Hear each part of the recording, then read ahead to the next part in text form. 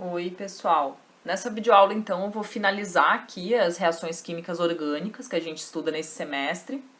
Então, todas essas que estão riscadas, né, aqui no slide nós já vimos, vocês já têm listas de exercícios, tiramos dúvidas, tudo mais, fizeram, né, o trabalho sobre a fermentação. E neste vídeo, eu vou estar abordando sobre as reações de esterificação e saponificação nessa ordem. Para quem estava presente no nosso último encontro por webconferência, pode rever, né, e para facilitar, né, ajudar a assimilar, compreender esse conteúdo. E aqueles que não tiveram oportunidade podem, então, acompanhar essa videoaula também. Então, esterificação, né, como o próprio nome ele induz, ela é na verdade a reação de obtenção de ésteres, tá? E se vocês fizerem uma busca rápida no Google sobre os ésteres, o que vocês mais vão encontrar é a aplicação deles como aromatizantes e flavorizantes em produtos alimentícios, né? Aqui em Santa Catarina nós temos a empresa Duas Rodas, em Jaraguá do Sul, que é, se eu não me engano, a empresa que mais produz estes ésteres com esta finalidade, né? Então, eles são compostos, neste caso, né, desenvolvidos em laboratório, e eles apresentam alguns ésteres específicos que são fabricados com essa finalidade, aroma e sabor semelhante a frutas. Então, principalmente aroma, né? Então, daí a sua importância, relevância na indústria de alimentos, né? E se vocês forem perceber, eles estão em diversos doces, balas, sorvetes, sucos artificiais, né? Quando você lê, né? Aroma idêntico ao natural ou aroma artificial, é muito comum que tenha ésteres nessa composição. Então aqui tem alguns exemplos, tá, de alguns ésteres com os seus respectivos aromas específicos, né? Então só para relembrar, ésteres, né, é a função orgânica que apresenta uma carbonila, então um carbono com uma dupla oxigênio, e neste carbono um oxigênio ligado, ó, uma ligação simples. Então isso aqui é um grupo éster, e o que vai mudar de cada um deles, vocês vão poder perceber, é a cadeia carbônica, que se liga na carbonila, que é este carbono aqui, ó, então a cadeia carbônica para cá, e a cadeia carbônica que se liga ao oxigênio. Então para cada um deles há essa especificidade, né, da estrutura, que vai trazer características totalmente diferentes uns dos outros. Outras aplicações não menos relevantes, né, são extremamente relevantes, mas menos difundidas, assim, principalmente no estudo, quando a gente estuda os ésteres no ensino médio, é a utilização como medicamentos e anabolizantes.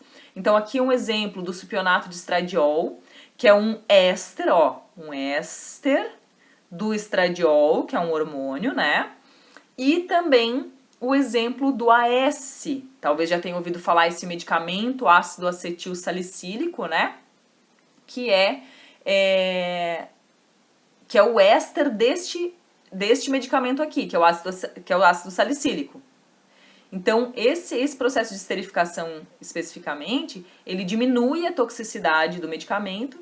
Então, os dois são comercializados, né? Esse aqui, em geral, é para uso pediátrico, para criança, e esse aqui é indicado para uso adulto. Então, a esterificação também está bem presente nos medicamentos. E o que é essa esterificação, né? É uma reação química específica entre dois reagentes, que quais são eles? Necessariamente um ácido carboxílico e um álcool. E daí eles formam o éster e água, tá? Então, sempre ácido carboxílico reagindo com álcool vai formar um éster e água. Vocês podem perceber aqui que é o seguinte, o que está em amarelo, grifado, este OH do ácido carboxílico inicial e este hidrogênio do álcool, eles que vão formar água. Todo o restante que continua em azul, então percebe que tudo isso aqui, ó, esta cadeia carbônica, né, do ácido carboxílico, vai estar contida aqui dentro, então perceba que eu estou selecionando o cursor. Isso aqui tudo é proveniente do ácido carboxílico, enquanto isto aqui, o oxigênio, inclusive, e esta cadeia carbônica, no caso o R', né? Eles vêm do álcool. Então, aqui embaixo tem um exemplo do ácido etanóico, então um ácido carboxílico com 2 carbonos, reagindo com etanol, um álcool, OH, presente numa cadeia de 2 carbonos, né? Então, aqui, ó, se vocês estiverem aplicando, desenvolvendo, né, fazendo exercícios, vocês vão perceber, a gente tira essa hidroxila, esse OH, do ácido carboxílico e reescreve. Ele vai estar lá contido dentro da estrutura do éster. Então, reescreve ele aqui e essa parte em vermelho aqui, ó, do álcool, ou seja, o álcool inteiro menos o hidrogênio, ele vai estar ligando neste carbono. Aí o que vai sobrar vai ser o que está em amarelo aqui, que é o OH de um, hidrogênio do outro, que vai estar formando a água, né? Então, dessa forma, a gente respeita todas as leis, os princípios que regem as reações químicas, né? Todos os átomos contidos aqui estão no produto e é assim que ocorre. Então, aqui um exemplo. Então, por exemplo, a gente tem um produto aqui que é um éster, né? A água pode estar contida ali também, ela está, na verdade, mas aqui, para a gente poder encontrar quais são os reagentes que formam esse éster aqui, basta a gente olhar para a estrutura do éster. Então, como é que eu faço isso? Eu tenho esse éster, eu posso imaginar uma linha que divide exatamente no oxigênio, né? De um lado vai ficar o oxigênio com a cadeia carbônica, do lado, nesse caso, do lado direito, né, que a gente está vendo, e do outro lado a carbonila e toda a cadeia carbônica dela do lado esquerdo. Então, a gente vai reescrever, e o que foi falado anteriormente foi que um dos lados, ó, aqui eu dividi ele, e ambos vão estar lá nos reagentes, né? A cadeia que fica com a carbonila, ela é a cadeia carbônica do ácido carboxílico. Eu adiciono um OH. E a outra é a cadeia carbônica do álcool. Então, assim, eu já sei qual é o ácido carboxílico que foi utilizado, que é o ácido com 1, 2, 3 e 4 carbonos, e o álcool com 1, 2 carbonos que está aqui. Tá bom? E, claro, esses dois aqui, ó, OH com hidrogênio, forma a água, que não está contida aqui. Então, prof, mas e se reagir o contrário? Tipo, um ácido carboxílico com 2 carbonos e um álcool com 1, 2, 3, 4 carbonos. Se for o contrário, essas cadeias, não vai obter o mesmo éster? Não. Se você tiver um ácido carboxílico com 2 carbonos, deste lado do teu éster, que é o lado da carbonila, só vai ter 2 carbonos, 1 e 2, e vai acabar aqui. E lá do outro lado, que é proveniente do álcool, terá daí a cadeia carbônica do álcool, né? Que no exemplo que eu acabei de dar, teria 4 carbonos. Então, aqui continuaria 1, 2, 3, 4. Já é um produto completamente diferente, né? Então, aqui é a reação de esterificação justamente do ácido salicílico para a obtenção do ácido acetilsalicílico. E daí eu tô perguntando, né, a pergunta que é, com esses pontos de interrogação, qual é o outro produto que está aqui, já que tá depois da flecha, o outro produto que está aqui, e qual é este reagente? Então, o reagente, ó, tudo isso aqui que tá aqui, onde é que tá o meu éster, primeiramente, né, aqui no produto? O éster tá aqui, ó. O éster tá aqui. Então, aquela linha do slide anterior, eu vou imaginar aqui, ó. Tá bom? Imaginar aqui. O que está do lado do oxigênio vai ser o álcool. Então, ó, tudo isso aqui foi reescrito aqui tá a reação, só adiciono um hidrogênio. Aqui é uma hidroxila representada pelo álcool, tá? Isso aqui, na verdade, é um fenol, mas a hidroxila, ele não é um ácido carboxílico. E, por outro lado, essa parte aqui, a gente reescreve e forma, tá aqui, ó, só tá numa outra posição, né? Mas, ó, CH3 aqui, carbono da carbonila, e adiciona o OH, que é o ácido carboxílico, tá? Então, esse aqui é o ácido etanóico. E qual é o outro produto? H2O, né? Sempre vai ter água sendo formada. Então, aqui novamente o exercício para ser feito tem o produto e é para saber quais são os dois reagentes, certo? Um ácido carboxílico álcool, vocês vão fazer a mesma coisa, dividir aqui. Tudo isso aqui pertence ao álcool e tudo isso aqui pertence ao ácido carboxílico.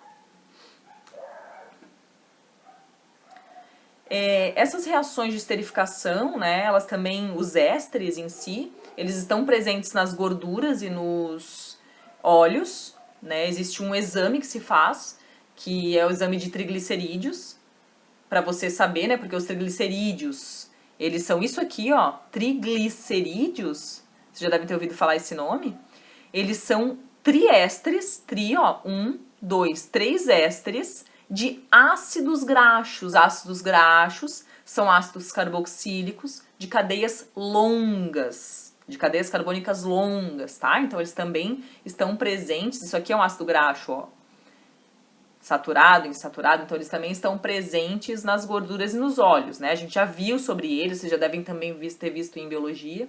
Então, os ácidos graxos formam triglicerídeos e também triglicerídeos podem ser quebrados e formar ácidos graxos. Tá bom? Então, mostrando para vocês, e essas reações acontecem dentro do corpo, acontecem na natureza também, né? E daí, como eles são extremamente apolares, então se um ácido graxo já é apolar, imagina um triglicerídeo, né?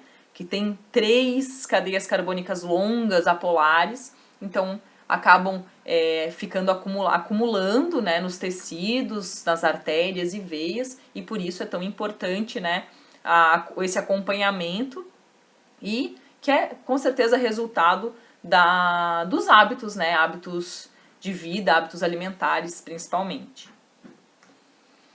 E aqui por último a saponificação, que são reações que vão nos fornecer sabão, tá? A partir de ésteres de ácidos graxos, tá bom? Então, aqui como eu acabei de falar para vocês, o triglicerídeo são triésteres de ácidos graxos, né? Então, lá nos óleos e nas gorduras, pessoal, tem uma mistura, tem mistura de ácido graxo, mistura de ésteres de ácidos graxos únicos. Tem também os triglicerídeos, que são os triésteres dos ácidos graxos. Os óleos e as gorduras são misturas, né? Bem complexas. Então, aqui, a reação de saponificação vai ser o quê? Um éster reagindo com uma base, normalmente NaOH, mas pode ser KOH, por exemplo, né? Mais hidróxido de sódio, formando um sal. Qual sal? É tudo isso aqui, ó. Toda essa parte aqui, tá aqui, ó, com o metal da base, ó, metal da base, mais um álcool, vai formar mais um álcool, que é tudo isso aqui, ó, o R' ali, ó, tudo isso aqui, mais esse OH, tá bom? Então, aqui, o exemplo seria, né, de um éster qualquer, se ligando com NaOH, e aqui embaixo, o que seria um triglicerídeo reagindo com NaOH.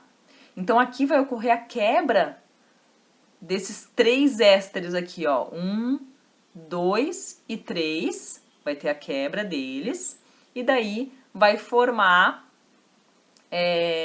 um sabão. Ó, aqui tem um sabão, que é um sal, com um dos ésteres, o outro sal e o outro sal, tá bom? Então, o sabão, na verdade, ele é uma mistura de sais de ácido graxo.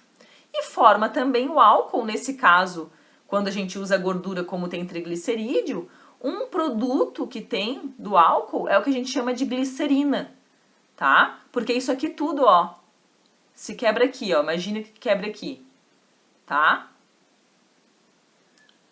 Tem 1, 2, 3, então aqui vai formar um álcool, 2 e 3 álcoois, só que tudo na mesma na mesma estrutura química, tá? Então isso aqui é uma reação química de sabão, típica de sabão, né? E essa aqui com triglicerídeo e aqui com um ácido, com um éster de ácido graxo simples, com uma cadeia só. Mas o princípio, se vocês forem olhar atentamente, é a mesma coisa, o mecanismo de reação é o mesmo. Então a dificuldade, pessoal, é muito comum as pessoas fazerem sabão em suas casas, né? É a principal utilização dos óleos usados, é o sabão, e isso é uma coisa muito boa, né? Sabão e biodiesel, mas o sabão por ser um processo bem mais simples, o que é muito bom, né? Porque os óleos usados, eles são um problema, o que vai ser feito, né, com ele, né? Já que é tão poluente. Então, muitas pessoas fazem. O que tem que estar atento é o quê? Quando a gente usa um óleo, seja ele usado ou não, né? Mas enfim, existem diversos óleos, tem óleo de cozinha, mas tem óleo de oliva, tem óleo de abacate, tem muitos tipos de óleos, né? O óleo de soja que é o mais comum, de girassol, algodão, enfim, uma infinidade, né? Cada um deles tem uma composição. Então, olha só, esse aqui é o exemplo da composição do óleo de soja. De um óleo de soja novo, assim, refinado, tá? Então ele tem vários ácidos graxos, ó. Então quando a pessoa vai, para saber a quantidade de NaOH que ela vai usar para fazer essa reação química, tem que saber, é importante ter esse conhecimento da quantidade que tem. Porque senão, não é só misturar uma coisa com outra. A gente já sabe que nas reações químicas, vocês já aprenderam lá atrás de estequiometria, existe uma proporção específica. Então, se existe uma proporção, para uma determinada massa de um determinado óleo, eu vou usar uma determinada quantidade de hidróxido de sódio, né? Aí, hoje em dia, esses cálculos já estão todos contidos, tem fontes bem seguras na internet, né? Ah, eu quero fazer um sabão de óleo de oliva.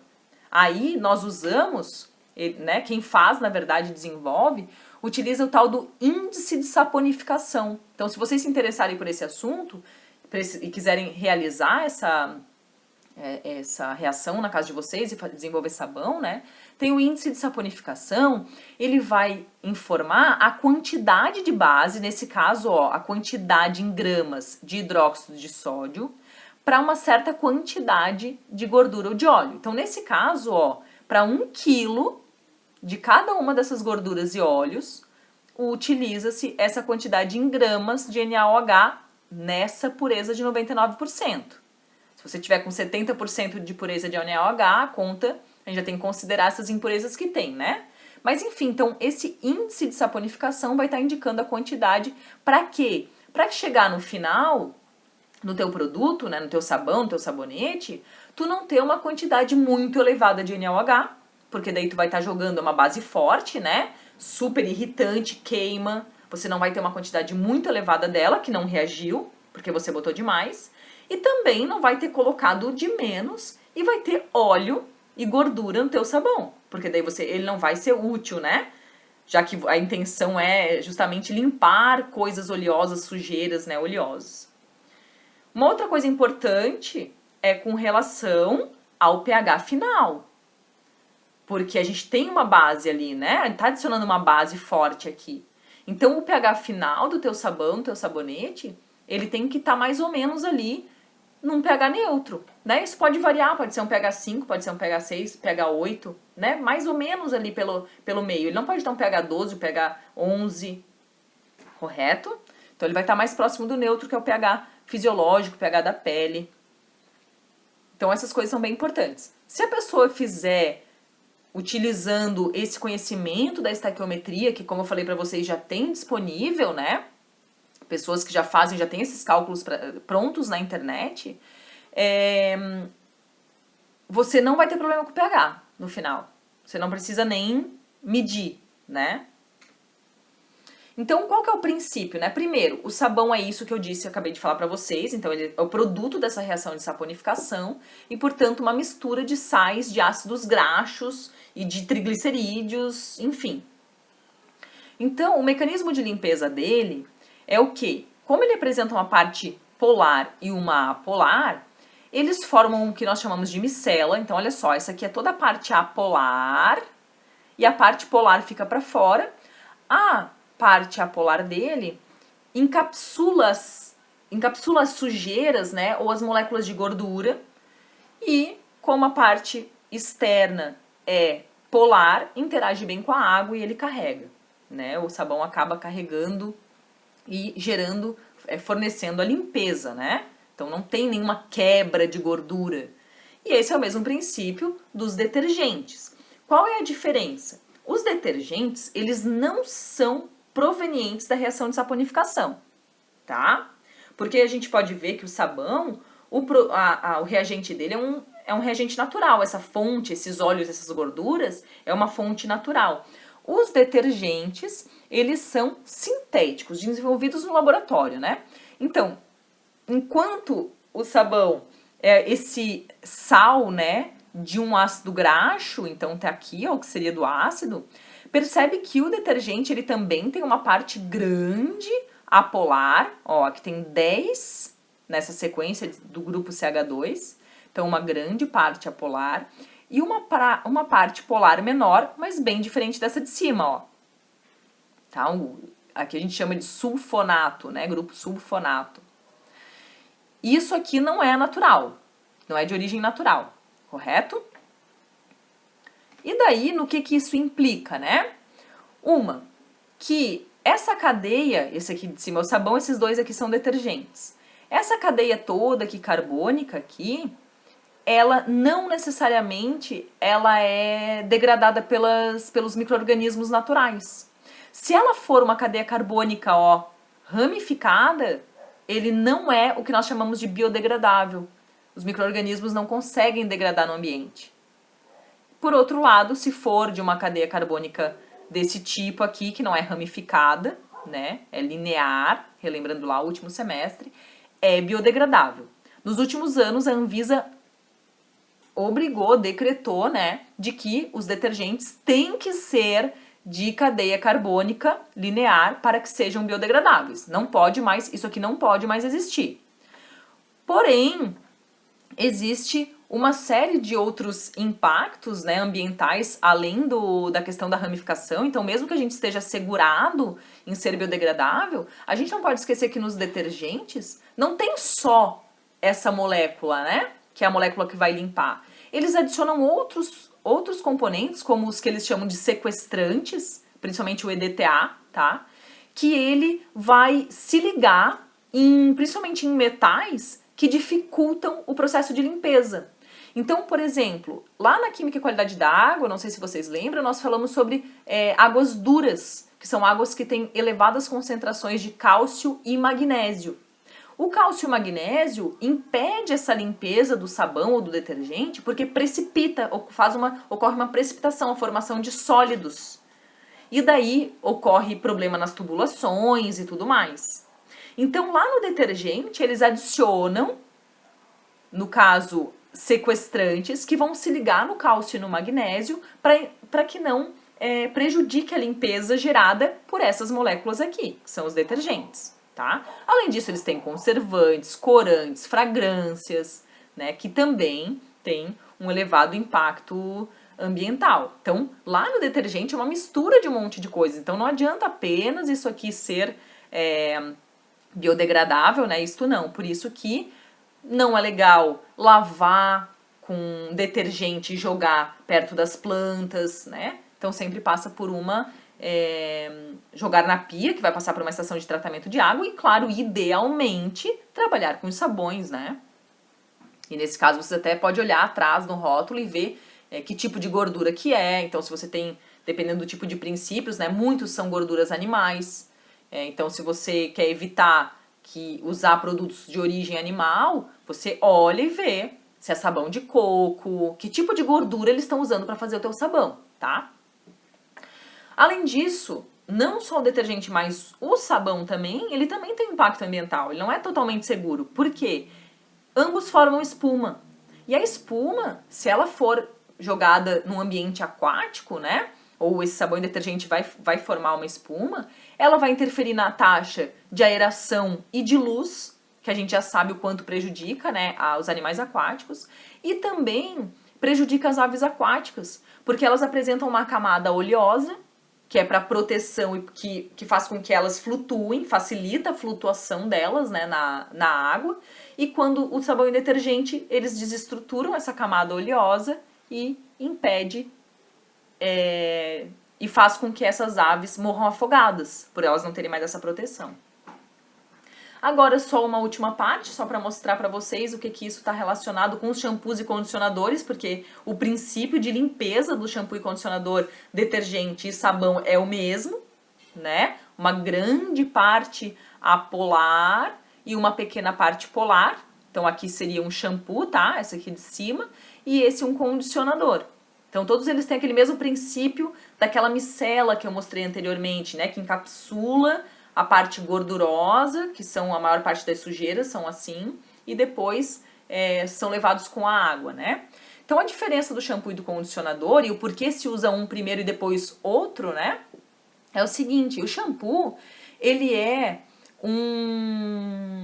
apresenta uma molécula negativa, como o sabão, ó, isso aqui tudo negativo, e daí tem um sódiozinho positivo aqui, porque forma o sal, tá?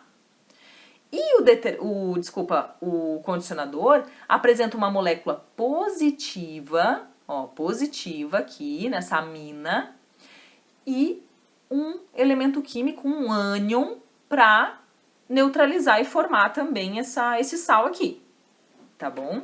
Então, o condicionador é positivo e o shampoo é negativo. Então a gente passa o shampoo primeiro, porque essa carga negativa ela é muito mais forte, a gente vai conseguir limpar muito mais com essa carga negativa. Porém, depois, por mais que tu tire o shampoo do cabelo, né, teu cabelo fica com essas cargas negativas do shampoo. Ele fica eletrizado, né? É difícil de pentear, ele parece seco. Vocês mesmos podem já ter experienciado isso, né? Ou podem experimentar. E daí, o condicionador, ele não serve para limpar. A única função do condicionador é neutralizar, como ele é positivo, ele vai neutralizar essas cargas positivas e vai dar essa aparência de sedoso, né?